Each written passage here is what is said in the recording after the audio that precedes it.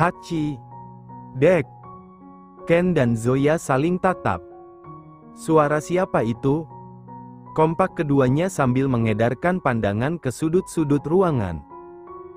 Begitu mereka menyadari ada Ziel dan Jenny di belakang pintu, Zoya langsung melebarkan kelopak matanya. Ia mendorong dada Ken dan menaikkan dress rumahannya yang sudah turun hingga ke lengan. Ken membuang wajah dengan mulut yang hampir saja mengumpat. Bagaimana bisa mereka melupakan dua orang yang bersembunyi di dalam sana? Jenny tersenyum kikuk ke arah calon ibu mertuanya, membuat suasana berubah sangat canggung. Zoya merasa malu sendiri, sementara suaminya dengan santai melipir ke arah kamar mandi. Jen, panggil Zoya dengan ragu. Tidak apa-apa, Nyonya. Kami tidak melihat semuanya kok, hanya sedikit, potong Jenny dengan rona merah di pipinya. Sekarang ia tahu, sifat mesum Anek turun dari mana. Ternyata memang ada biangnya. Zoya tidak dapat berkata-kata, ia hanya bisa menelan ludah. Sedangkan Jenny menarik tangannya dari mata Ziel, pria kecil itu sontak berkedip-kedip lalu menatap sang ibu dan seseorang yang mengaku akan menjadi neneknya secara bergantian. Grandma, apa di lehermu ada semut yang menggigit? Tanya bocah tampan itu tiba-tiba, membuat Zoya menatap ke bawah. Wanita beranak 5 itu tersenyum sambil mengangkat alis, tak paham dengan pertanyaan yang diajukan oleh Ziel. Semut. Zoya mengulang satu kata yang Ziel sebutkan, ia juga memegang leher, memastikan bahwa tidak ada semut yang menggigitnya. Tidak ada semut yang menggigit Grandma, boy. Terus kenapa tadi Grandpa memeriksa lehermu? Glek. Itu. Daddy bilang kalau seperti itu artinya sedang mengambil semut nakal yang menggigit Mommy. Iya, kan, Mom? Tanya Ziel sambil mendongak, meminta pembenaran pada Jenny. Kerik, kerik. Kini Jenny yang terlihat gelagapan, mulut Ziel benar-benar berbahaya, kalau tidak disudahi bisa panjang urusannya. Semua kegiatan yang Anek dan Jenny kerjakan bisa dibeberkan dengan transparan. Jenny berjongkok di depan Ziel, dan meminta pria kecil itu untuk diam. Boy, jangan bicara macam-macam di depan Grandma. Itu semua urusan orang dewasa, Ziel tidak boleh ikut-ikutan. Termasuk saat Mommy dan Daddy berciuman. Di bawah sana. Di mencoba memapah tubuh Anek. Pria itu terlihat cukup memprihatinkan, karena Ken tidak main-main dengan pukulannya. Apalagi Anek sama sekali tak melawan. Alhasil wajah pria tampan itu babak belur dengan beberapa luka lebam. Kita ke rumah sakit saja, kamu harus dirawat di sana, ucap Bi sambil melangkah menuju mobil. Tidak ada yang berani membantunya, karena semua orang telah mendapat larangan dari tuan mereka. Tapi aku mau bertemu Jenny, Bi. Anak dan calon istriku pergi, aku tidak boleh diam saja, jawab Anek dengan terbata. Sudut bibirnya terasa sakit dan perih, karena robek akibat pukulan keras sang ayah. Kamu boleh mencarinya setelah sembuh, sekarang pikirkan saja dulu tubuhmu. Kita ke rumah sakit deh, biar kamu ditangani olehnya. Langkah Anek terseok-seok, bahkan setengah kancing kemejanya sudah terlepas, membuat dada bidang nan berbulu itu terekspos bebas. Bi membuka pintu mobil, dan memasukkan tubuh lunglai Anek ke dalam sana. Setelah itu ia berlari dan langsung duduk di belakang kemudi. Bi melajukan kendaraan roda 4 itu keluar dari mansion menuju rumah sakit saudara kembarnya, yakni Rumah Sakit Puri Medika. Nafas Anek sedikit tersendat, karena ia merasakan nyeri pada dadanya. Untung Daddy tidak membunuhku. Lirihnya dengan rasa bersalah, karena mengingat wajah Zoya yang sedang menangis terseduh-seduh di depan matanya. Ya, kamu harus bersyukur, An. Lagi pula bagaimana ceritanya, kamu sampai dipukuli seperti itu lagi? Mommy mengusir Jenny, Bi. Jenny meninggalkanku dan membawa Ziel bersamanya. Aku takut terjadi apa-apa dengan mereka. Mendengar itu, Bi langsung menoleh ke samping menatap Anek yang menyandarkan kepalanya di punggung kursi. Are you kidding? Mommy benar-benar melakukan itu? No, aku serius. Aku tidak sengaja membentak Mommy karena aku menganggap Mommy sudah keterlaluan. Mommy menangis dan aku malah dipukuli seperti ini.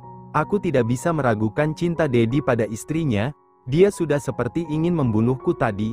Jelas Anek dengan tatapan sendu. Dia benar-benar dilema antara keluarga dan wanita yang dicintainya.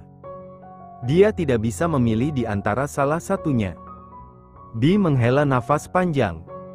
Kamu juga salah, An. Kamu harusnya bisa mengontrol emosi saat berhadapan dengan Mommy. Bagaimanapun dia ibu kita, dia yang sudah melahirkan dan membesarkan kita. Kamu kan dari kecil sering menyusahkannya. Anek menunduk, dia benar-benar merasa bersalah. Semua kenangannya bersama Zoya tiba-tiba melintas begitu saja, membuat matanya berkaca-kaca.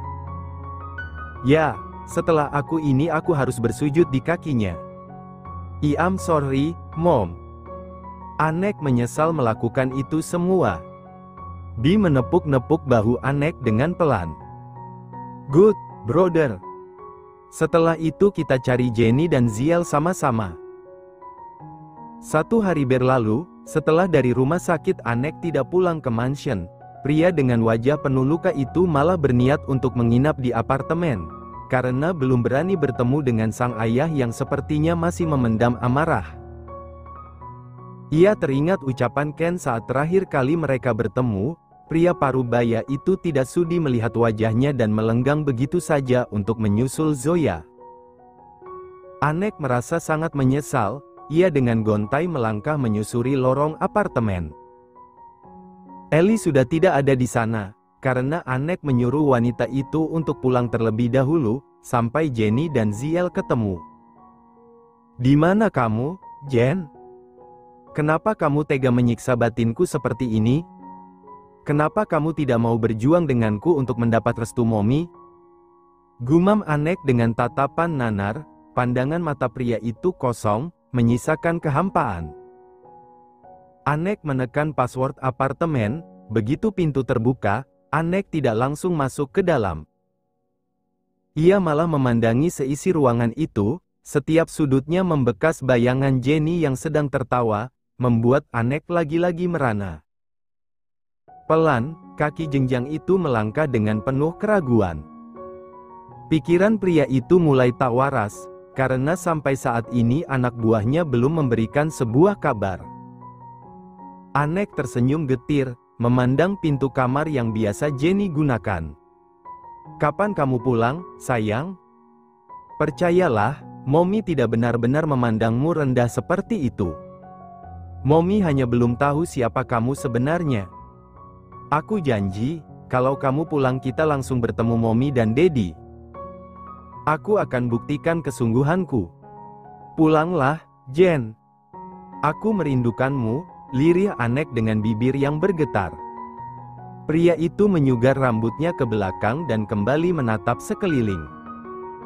Dadanya sesak saat bayangan wajah Jenny datang.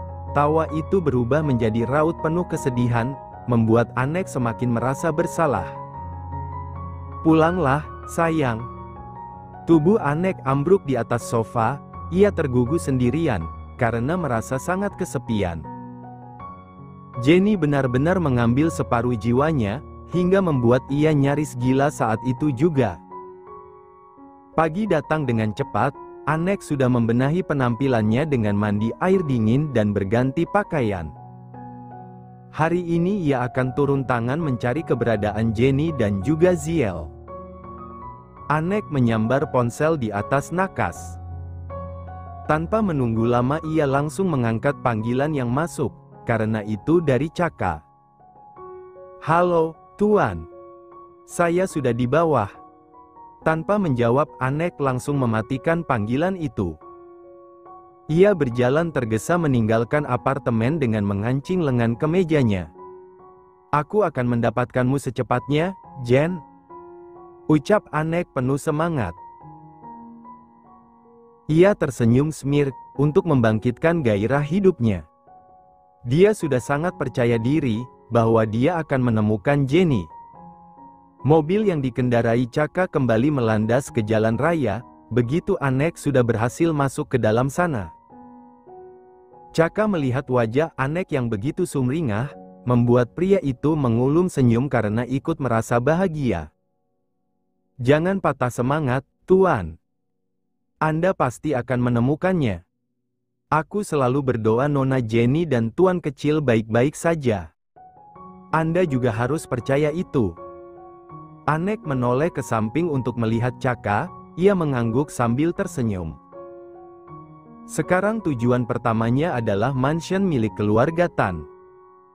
Dia akan meminta maaf terlebih dahulu pada Zoya, agar semua masalah yang menimpanya dapat diselesaikan dengan mudah. Tak sampai lama, mobil putih yang dikendarai Chaka sudah masuk ke halaman mansion. Chaka menepikan kendaraan roda 4 itu tepat di depan pintu utama. Anek keluar dari sana, tetapi tubuhnya langsung ditahan oleh beberapa orang yang berjaga. Maaf, Tuan Muda. Tuan Ken melarang Anda untuk masuk, ucap salah satu dari mereka sambil merentangkan kedua tangannya. Alis Anek berkerut.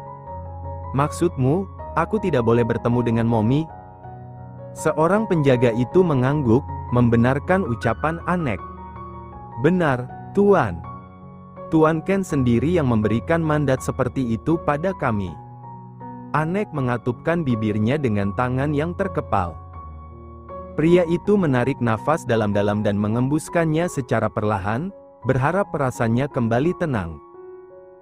Dan tepat pada saat itu, Ken tiba-tiba keluar. Mata pria parubaya itu menunjukkan sorot tak ramah, membuat Anek meneguk ludahnya dengan kaki yang mundur selangkah demi selangkah. Kamu sudah dengar apa kata penjaga? Telingamu masih berfungsi, kan? Tanya Ken sambil memasukkan kedua tangan ke dalam saku celana. Anek mengangguk. Lalu untuk apa kamu masih di sini? Dad. Panggil Anek mencoba memberanikan diri, ia mengangkat kepala menatap sang ayah dengan sorot mata memohon. Aku ingin bertemu Momi. Untuk apa? Mau menyakitinya?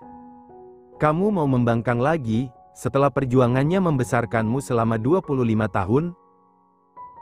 Aku yang menemaninya bertaruh nyawa, sampai sejak saat itu aku tidak berani membuat dia menangis. Tapi kamu... Ken menunjuk Anek dengan jarinya. Lutut Anek tiba-tiba gemetar, sedangkan bayangan kesalahan berkelebat di pelupuk mata. Pria dengan wajah penuh luka itu menatap Ken, mengiba pengampunan. Bahkan Anek hampir saja menjatuhkan tubuhnya di hadapan sang ayah. Namun, sebuah suara malah mengejutkannya. Daddy. Zoya langsung membekap mulut Ziel, pria kecil itu menengadah, menatap Zoya yang memberi isyarat agar ia diam. Wanita beranak 5 itu mengangkat tubuh mungil Ziel untuk kembali masuk ke dalam, karena ternyata tidak ada Jenny di sana. Saat itu Jenny sedang mandi, sementara Ziel lebih dulu turun ke bawah. Mungkin karena mendengar keributan di luar, Ziel langsung melangkah ke sana, dan melihat Anek sedang berbicara dengan Ken. Alhasil, pria kecil yang merindukan sosok ayahnya itu langsung memanggil Anek dengan sebutan, Daddy. Boy, kamu jangan keluar sembarangan, ucap Zoya memberi peringatan pada Ziel. Membuat bocah tampan itu langsung berpikir. Kenapa dan kenapa? Ada apa, Grandma? Tadi di luar ada Daddy, apa Ziel tidak boleh bertemu dengannya? Tanya Ziel saat mereka sudah berada di dalam dapur. Ziel duduk di atas pantry, sementara Zoya berdiri. Boy, Grandma tidak melarang kamu bertemu dengan Daddy, tapi sekarang bukanlah saatnya untuk bertemu dia. Nanti kalau sudah waktunya, Daddy pasti datang lagi dan menjemput kalian, jelas Zoya pelan-pelan, berharap bocah tampan ini mengerti. Tapi Ziel sudah merindukan Daddy. Ziel mau main kuda-kudaan, rengek Ziel dengan wajah yang tertekuk. Zoya menghela nafas sambil mencari cara, hingga sebuah ide terlintas di benaknya. Bagaimana kalau main kuda-kudaan dengan Grandpa? Tawar Zoya dengan senyum sumringah. Ziel tampak berpikir sejenak. Bola matanya melirik ke sana kemari dengan telunjuk yang menempel pada kening. Grandpa kan sudah tua, apa masih kuat? Mendengar itu, Zoya terkekeh kecil, ia mengusap puncak kepala Ziel karena gemas. Tentu saja, setiap malam Grandpa memang berubah jadi kuda. Wah, benarkah? Yeay, kalau begitu Ziel mau main kuda-kudaan dengan Grandpa saja, jawab pria kecil itu sambil bergerak kegirangan. Zoya mengulum senyum, lalu keduanya melakukan tos tanda sepakat. Sementara di luar sana, suasana masih begitu tegang. Tatapan mata Ken menajam padahal dalam hati ia sangat deg-degan. Dia kira drama ini akan berakhir begitu saja, saat bocah kecil itu datang, tetapi ternyata sampai sekarang Ziel tidak keluar. Sepertinya Zoya membawanya masuk ke dalam. Cih, wanitaku benar-benar pintar. Di tempatnya berdiri Anek mematung, memastikan bahwa apa yang dia dengar tidaklah salah. Dia mendengar suara Ziel dari dalam, apakah benar pria kecil itu ada di sini? Namun, sampai beberapa waktu ia menunggu tidak ada tanda-tanda kehadiran Ziel. Apa dia sedang berhalusinasi? Karena terlalu memikirkan Jenny dan Ziel, ia sampai tidak bisa membedakan mana kenyataan dan mana khayalan. Boy, di mana kamu?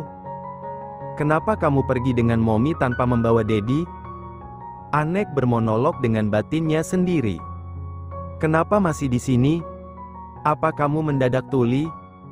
Sentak Ken, yang membuat Anek tersadar seketika. Ia menatap sekeliling, dan tidak ada perubahan apapun. Semua orang tampak tenang di tempat masing-masing sambil menahan dirinya agar tidak masuk. Anek menelan salivanya dengan kasar, lalu menatap sang ayah. Dad, sekali saja. Aku mohon sekali saja. Izinkan aku bertemu dengan Mommy. Ujar Anek dengan tatapan mengiba. Namun, karena merasa belum puas memberikan pelajaran pada Anek, Ken malah menyuruh para penjaga untuk mengusir putra sulungnya itu. Bawa dia keluar. Baik, Tuan. Dad, kumohon jangan seperti ini. Dad. Teriak Anek, tetapi Ken memilih tidak peduli. Pria parubaya itu melenggang masuk dan menutup pintu dengan cukup kuat. Sedangkan para penjaga itu langsung menarik tubuh Anek untuk keluar dari halaman mansion. Anek meronta dengan sisa tenaganya, hingga cekalan mereka semua terlepas. Aku bisa sendiri. Cetusnya lalu masuk ke dalam mobil Caka yang berhenti tepat di sampingnya. Kendaraan roda 4 itu melandas, membawa kekecewaan Anek yang masih belum bisa bertemu dengan Zoya. Sepertinya ia harus berjuang lebih keras, untuk meredam amarah sang ayah, kalau tidak entah sampai kapan dia harus memupuk rasa bersalah terhadap ibunya. Kita langsung cari Ziel dan Jenny saja, titah Anek. Baik, Tuan.